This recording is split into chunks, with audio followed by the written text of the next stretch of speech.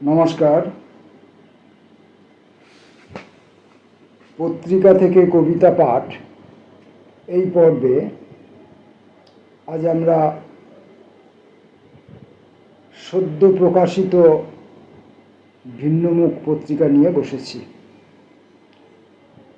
এটি ভিন্নমুখের 25 বর্ষ ভাদ্র 1432 সংখ্যা।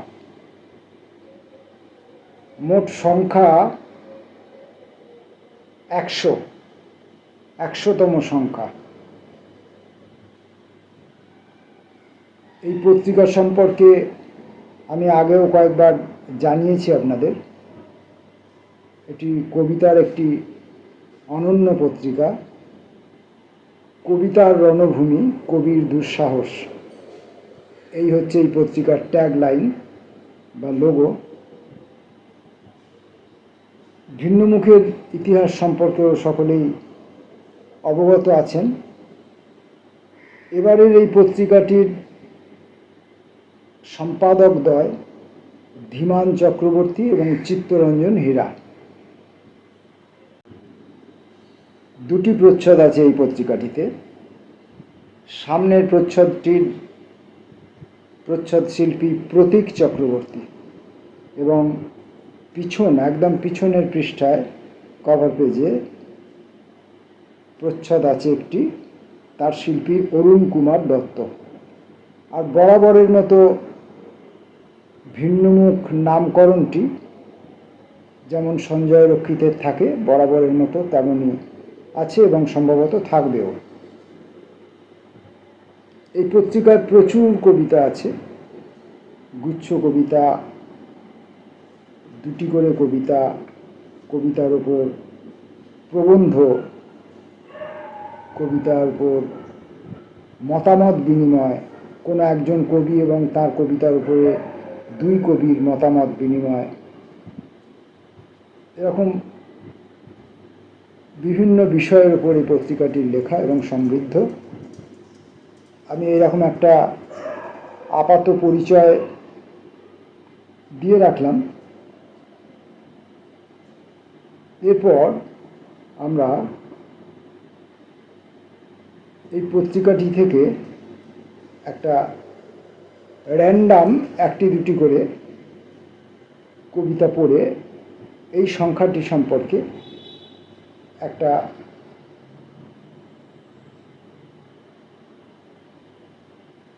পরিচয় তুলে ধরার চেষ্টা করব।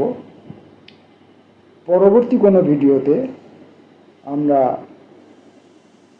গুচ্ছ কবিতাগুলো, একাধিক ভিডিওতে একাধিক গুচ্ছ কবিতা আমরা ধরে রাখার ইচ্ছে পোষণ করছি।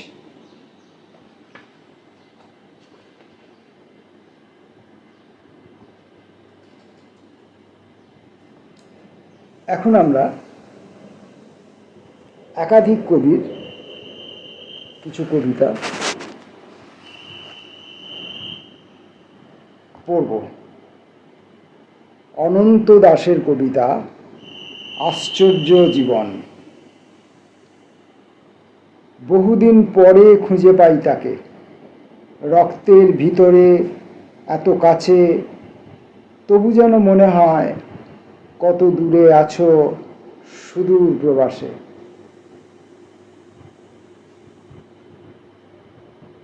আমি এই প্যারাটা আরেকবার পড়ব, এখানে আমার সামান্য অসঙ্গতি ঠেকেছে, কিন্তু সঙ্গতিটি কী হবে সে বিষয়ে আমি কিছু বলবো না। পাঠক আপনাদের কানে ধরে দেওয়ার জন্য আমি এই যে স্তবকটি পড়লাম এটি আরেকবার পড়ব। বহুদিন পরে খুঁজে পাই তাকে, রক্তের ভিতরে এত কাছে, তবু যেন মনে হয় কত দূরে আছো সুদূর প্রবাসে।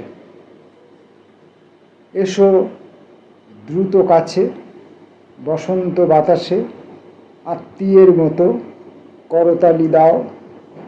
আনন্দ স্বরূপা ঘুম ঘরে আছো বড় দীর্ঘকাল, মধুর বিশ্রামে ওঠো, জেগে ওঠো, পুরনো পৃথিবী চলে যাক দূরে।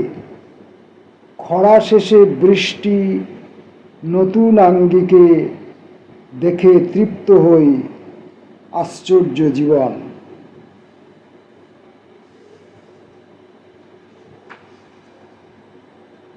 আরেকটি কবিতা আছে অনন্ত দাশের, স্রোতের বিরুদ্ধে। কার কথা লেখা হবে আজ? নদী না মানুষ না আকাশ? যে রয়েছে হৃদয় মন্দিরে, দুঃখে তার পায়ে পূর্বাভাস। স্রোতের বিরুদ্ধে থাকি একা, চারিদিকে হিংস্র প্রতিরোধ। বুহভেদ যেহেতু শিখিনি, ওরা ভাঙে শিষ্টাচার রোধ। কোথা পাব স্নিগ্ধ আপ্যায়ন, নিকট জনেরা আছে দূরে। এভাবেই কেটে যাচ্ছে বেলা দিগন্তের শেষ বটগাছে। সমর রায়চৌধুরীর কবিতা রাধা কৃষ্ণ। একই মাথা নিচু করে একা একা বসে চুপচাপ। আর সব কোথায়? কি হলো? মাথা তোলো, তাকাও এদিকে। আচ্ছা বাবা, বলছি ভুল হয়েছে, তাও বলবে না কিছু? যাই, বোলপুর যাবে, শান্তিনিকেতন। ওখানে সশরীরে ল্যাডলি ও অশরীরে রামকিঙ্কর। যাবে বাদকুল্লা, সেখানে যদি দেখা যায়।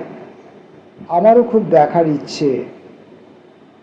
ওরা সব এসে পড়ল বলে, তার আগে চলো শিগগির পালাই।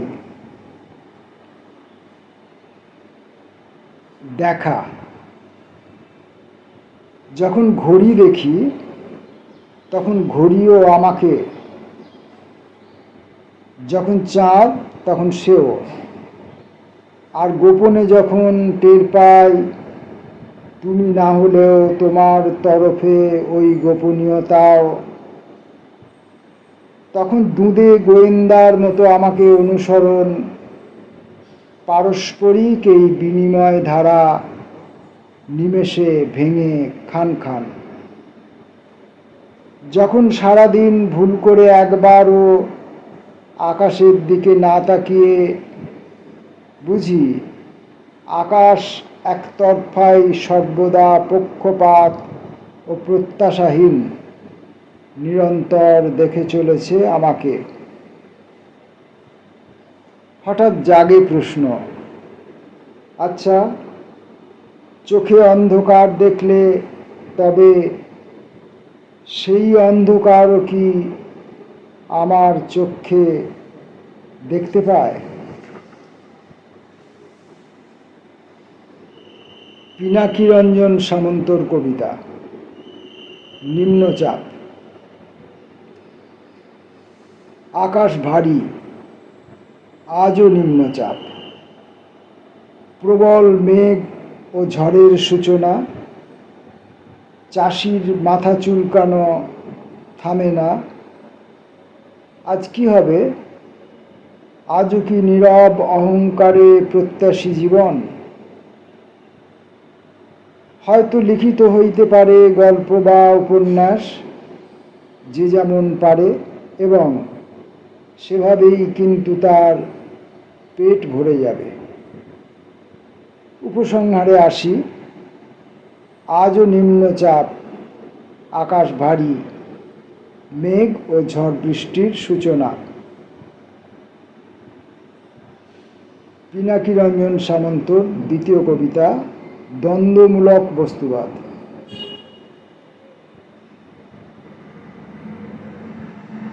মেঘ ও বৃষ্টিপাতের খবর দ্বন্দ্বমূলক বস্তুবাদের খবর, যা একই নিয়ম একই ফর্মুলায় বাঁধা। একজন আগে তো একজন পিছে, হবেই হবে। এইটুকু আশা জিইয়ে রেখেছি মনে, আজ দ্বন্দ্ব কাল বৃষ্টিপাত। আমরা যারা সুখের কাঠবাড়ি করি তাদের কাছে মেঘ ও বৃষ্টিপাত আর দ্বন্দ্বমূলক বস্তুবাদের কোনো পার্থক্য নেই।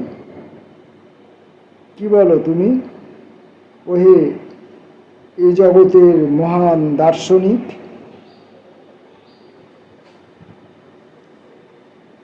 প্রাণজি বসাকের কবিতা আমি রোজ দেখি।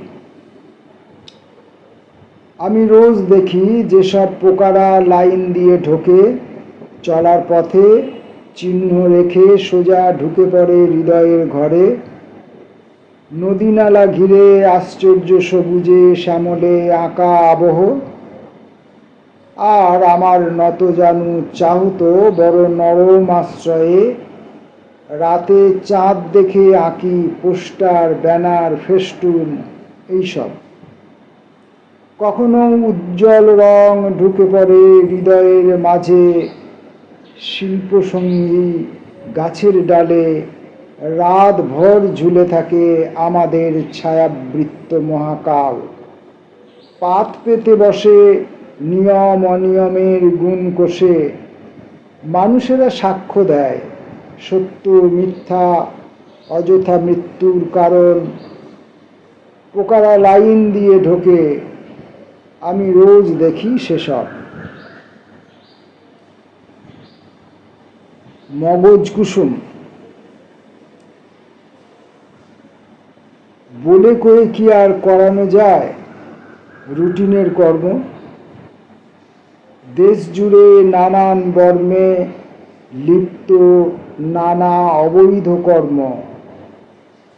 কিছু করার উপায় নেই, শুধুই রক্তচাপ বাড়ে। হিংস্রতা বহন করে রাস্তা পার হই তীব্র রোদেও। একটা মানুষ বেমালুম দূরে কেটে পড়ে সহজেই, শুধু আর চোখে দেখে নেয় কতটা অসহায় সেও। তাবৎ কর্মবিধি নিষেধের বিরুদ্ধে হার মানে কি? উড়াল পুলের মতো বোতাম খোলা বুক দৃশ্যমান এমন কি সব কাজ জগৎজোড়া মানুষের মগজে। একে অপরের মুখও দেখে না, শুধু আবেগে মমত্ব।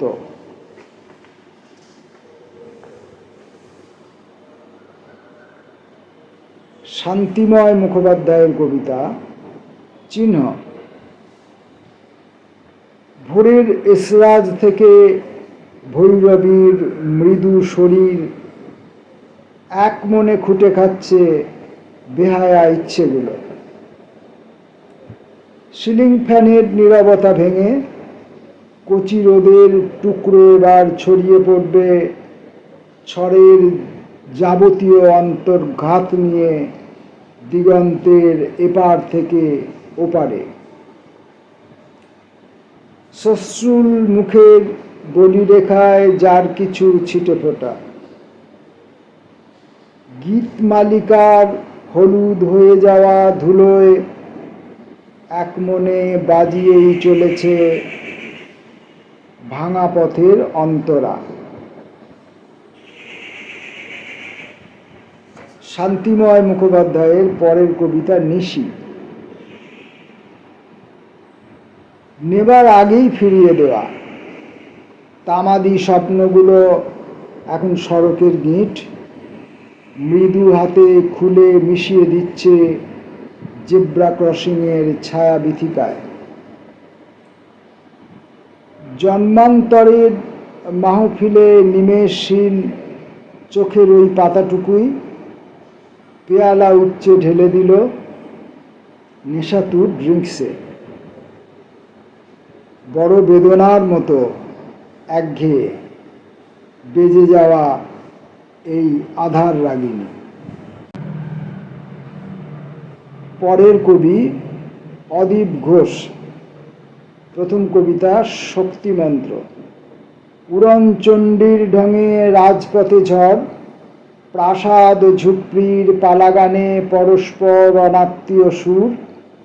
ফাঁকতালে বেড়ে যায় ঝড়ের দাপট, অথচ অরণ্যে স্পষ্ট কোরাস প্রতিমা, অবিকল একই সুর, সাগরে পাহাড়ের যাবতীয় দায় নিয়ে আয়নারা ভেঙে যেতে থাকে। কুণ্ডুলি পাকিয়ে ঘুম এরই অপেক্ষায় ছিল। কাচের টুকরো দিয়ে নিজেকে সে চিরে ফেলে দেখে রক্তে এখনো তার উষ্ণতার তাপমান স্বাভাবিক কিনা, এবং রক্তস্রোতের গতিবেগ ঠিক কতখানি। গতানুগতিক ফলে ঝুপড়ির পাশেই প্রাসাদ, ভূমিকম্পে মাটি কাঁপে, সন্ত্রাস বুঝিয়ে দেয় কোরাসে লুকিয়ে আছে বিপুল রোদ্দুর। পরিবর্তন। গভীর সবুজে মুখ গুঁজে কালো ঘোড়াগুলো পুষ্টি খুঁজছিল। খোঁজা শেষ হলে ওরা ছুটে যাবে রাজার প্রাসাদে। তাদের দাঁতের ফাঁকে তখনও সবুজ লেগে, পুষ্টির উত্তাপে তারা নিজেরাই এক একজন রাজা। তাদের উষ্ণতা গান হয়ে রাজপ্রাসাদের পেটে ঢোকে। বেসুরো গানের সুরে রাজাদের মারাত্মক ভয়, শূন্যতা দখল নেয় সিংহাসনের। বেল আগাম ভিড়ে সেই প্রাসাদ হুমড়ি খেয়ে পড়ে। রাত্রির ফুরিয়ে গেলে জনগণ আস্তাবলে রাজসভা আবিষ্কার করে।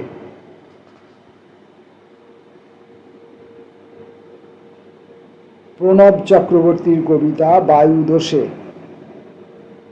ব্রহ্মচর্য বিষয়ক যা আমি জানতে পারিনি, কি করে প্যান্সি এত সহজে জানল? সেই বেণুবন থেকে ভাবতে ভাবতে হার্টফেল লেনে ঢুকে পড়লাম। মুখোমুখি বেচুমাতাল, গলায় চাদর, কপালে জবরদস্ত টিকায় জ্বলছে। স্যার, ব্রহ্মচর্য বিষয়ে কিছু বলবেন। প্রথম বাক্যে তিনি প্যান্সির শিক্ষাগুরু যেন। বাম্বুচরণ এক নোংরা ম্লেচ্ছ, গোমাংস খেয়ে খেয়ে হাতুড়িতে 10 মণি জোর। স্যার, একটু ত্যাগ করে আসি। ত্যাগ তার লোমে নেই, সব সময় যোগ। না, মানে একটু শুশু। আমার মুখ কিন্তু বড়ই পরিষ্কার, যা বলবো এক কথা ঠোঁট ফাঁক করে বলি। ব্রহ্মচর্য বিষয়ে যা জানা হলো, বেদনায় চুল ছিঁড়ে প্যান্সিকে বলেই ফেললাম, প্রথম ধর্ষণ তোমাকে কে করেছিল? অরণ্যচারী নাকি নগর কংক্রিটের নব্য কিশোর? কিছুক্ষণ স্তব্ধতা থেকে ফিরে এসে আলতো স্পর্শ দিয়ে বলেই ফেলেছে, তোমারই কৌমার্য।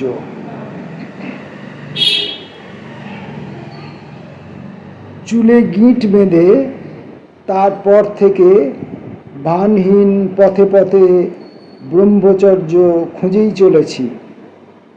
পণ্ডিত বলেছে, ব্রহ্ম যখন নিজেই আচার্য, ব্রহ্মচর্য।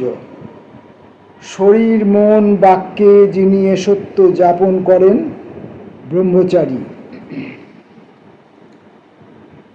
বেচুমাতাল, গলায় চাদর, কপালে টিকা, কিংবা প্যান্সির ঝকঝকে শহুরে কমপ্লেক্সন, সমান্তরাল নৈঃশব্দে দাঁড়িয়ে শুধু আধার জেনেছে।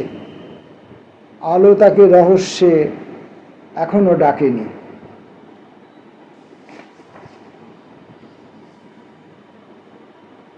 বিমল রায়ের কবিতা ভ্রমণ। নীল আবেগের জামাটা খুলে ফেলতেই একটা দুরন্ত জ্যোৎস্না চকিতে টুকি দেয়। অশরীরী গান বেয়ে নামে সহজিয়া প্রেম, মিউটেড স্বপ্নগুলি ট্রমা কাটিয়ে রামধনু। বিক্ষিপ্ত ভূমির উপরে ছড়িয়ে আছে সূর্য, সকালবেলা ভিজেছে শব্দহারা রক্ত স্নানে।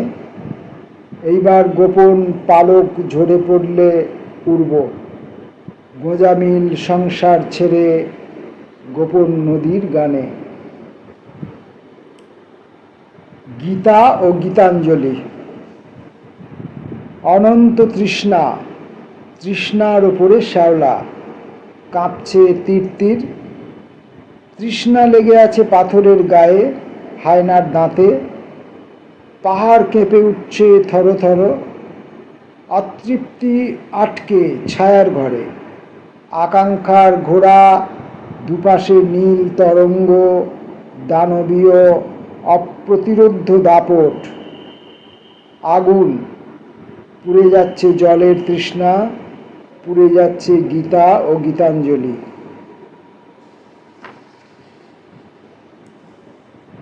ঠাকুরদাস চট্টোপাধ্যায়ের কবিতা কৌতূহল নিষ্প্রয়োজন।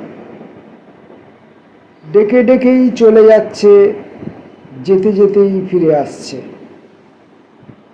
সমস্ত দুপুরেই তার ডাক, চলে যাওয়া ফিরে আসা।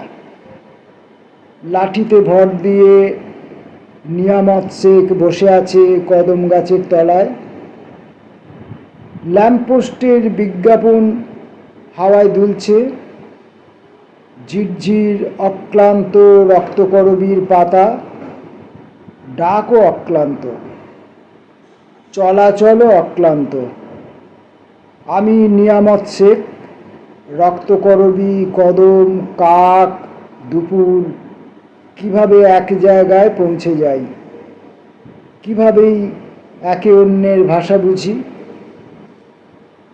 অন্যদিকে টুই টুই করে চড়ুইগুলো নাচতে নাচতে ঠোঁটে তুলে নিচ্ছে খাবার। দৃশ্যমান নয়, কি খুঁটে খাচ্ছে। বিশুদ্ধ দৃশ্যে কৌতূহলের কি প্রয়োজন আছে গো? অর্থহীন চোখে। বিদেশেও নয়, স্বদেশেও নয়, সমগ্র ব্রহ্মাণ্ডই আমার। আমাতেই প্রতিষ্ঠিত হচ্ছে দেখা না দেখা, প্রতিষ্ঠিত হচ্ছে বিশ্বমন্ত্রের নিরুচ্চার ধ্বনি, সত্যিকারের যাপন প্রণালী। অজান্তেই কাছে আসে অবিরল নীলকণ্ঠ, অজান্তেই সে উড়ে যায় দৃশ্য থেকে দৃশ্যান্তরে। বারংবার তুমি ঘুমিয়ে পড়ো, দূরের নক্ষত্র দিয়ে খেলা চলে শূন্যে, মহাশূন্যে। কবিতার জন্যে শহর অথবা গ্রাম, কেউ কি জাগে? চুপি চুপি উঠে পড়ি অবিচল পেন্ডুলামে। দোদুল্যমান জীবনে অন্ধকার আমার পাশে এসে শুয়ে পড়ে। অর্থহীন চোখে কলম গুঁজে দেখি, এতদিন অন্ধই ছিলুম।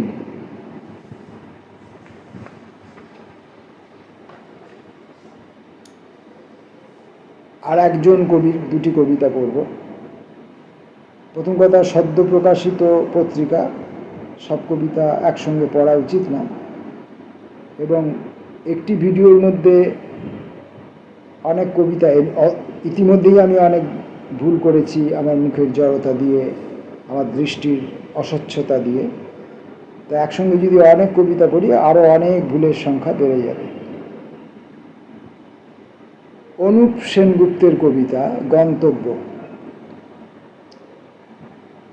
এটুকু পথই শুধু যেতে পারি, এই পথ রৌদ্রকে দুভাগ করে দুপাশে রেখেছে, আর নিজে রয়েছে আধো অন্ধকারে। আমার হাঁটাই এ পথের লিখন, আর থামাই অলিখন। লিখন ও অলিখনের প্রহরাহীন সীমান্তে বহু বেওয়ারিশ লাশ এক সত্য আর এক সত্যকে খুন করে ফেলে রেখে গেছে। আজ যার খোঁজে বেরিয়েছি সে হয়তো কোথাও নেই, হয়তো আমিই তাকে সৃষ্টি করি আমাকে সৃষ্টি করার জন্য। বস্তুত এই পথের কোনো গন্তব্য নেই, কিংবা গন্তব্যের কোনো পথ নেই। অনুপ সেনগুপ্তের পরের কবিতাটি ভুল। ভুল কবিতাটি পড়ে আমার ব্যক্তিগত যাবতীয় রকমের ভুল দিয়ে আজকের এই কবিতা পাঠ সমাপ্ত করব। কলমের কালি ফুরিয়ে গেলে সেই নীরবতা দিয়ে চিহ্নিত করি জীবনের আশ্চর্য যত ভুল। এইসব টিক চিহ্ন রোদ্দুরে পুড়ে পুড়ে কালো হয়ে যায়, তখন তারা একসঙ্গে গেয়ে ওঠে গান। এই পাহাড়ি সুরের আরোহবে ভুলগুলি পাহাড়ে ওঠে, তারপর ঝাঁপ দেয় গভীর খাদে। ভুলগুলি কি ঠিক হতে কিংবা নিজেদের ঠিক প্রমাণে আত্মহত্যা করে?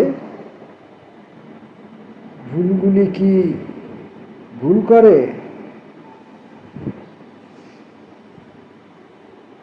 নমস্কার।